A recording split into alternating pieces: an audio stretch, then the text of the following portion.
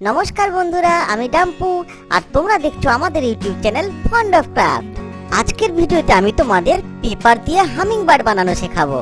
আচ্ছা বন্ধুরা, তোমরা কি সত্যিকারে হামিংবার্ড দেখেছো?